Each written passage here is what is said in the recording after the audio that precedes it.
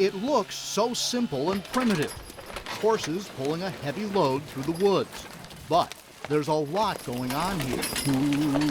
Jason Rutledge, a fifth-generation horseman, says even in 2010, a horse is better than a tractor. I dare you to take a four-wheel drive farm tractor, 45 horse, and hook it to 8,000 pounds of dead weight on the ground. It won't move it.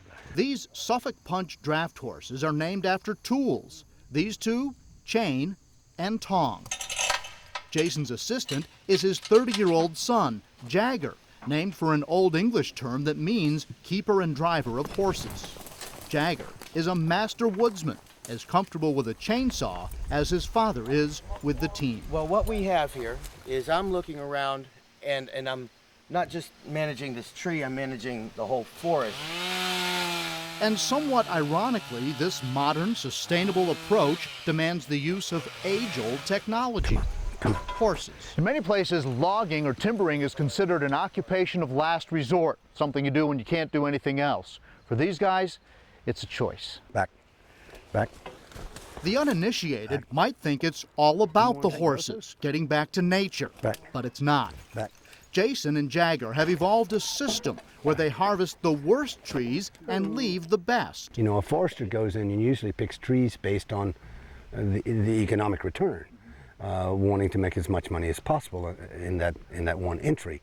Where our approach is much more about restoring the forest to ecological health and increasing the value of the forest over the long term. The horses allow them to snake the trees out of the woods with minimal impact.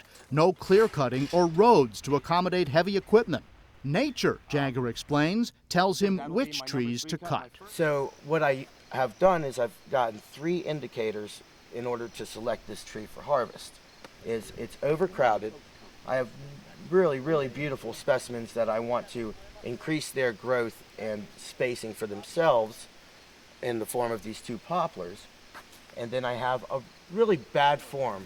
The question becomes, how do you make any money leaving the best trees behind? No, it's growing fast. That's the one making us the most money. That tree is probably yielding about 14 to 18% interest annually. If you had that kind of stock portfolio, would you sell it? No. Timber!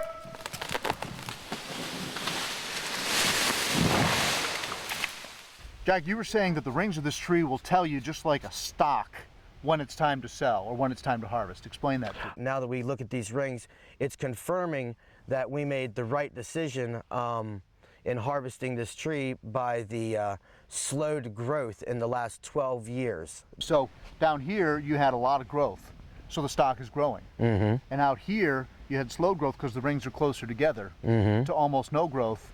They're not only a decreased growth in actual volume, but also a decrease in a sellable product.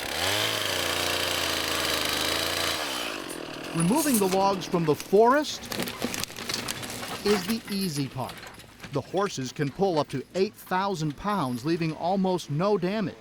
Primitive means futuristic thinking. As we grow to understand more about the services that the ecological system is providing for human existence, the air, the filtration of the water, the cooling effect of the shades, the carbon sequestration that the forest provides, the most powerful opportunity on the land's surface to deal with mitigating the influences on climate change, we definitely are about the future.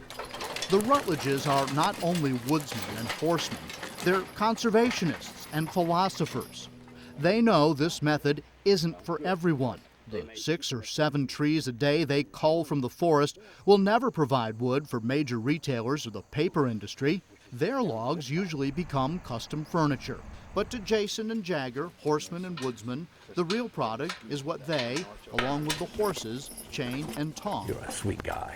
leave behind. In the woods of Floyd County, I'm John Carlin for the Fox 2127 10 o'clock news.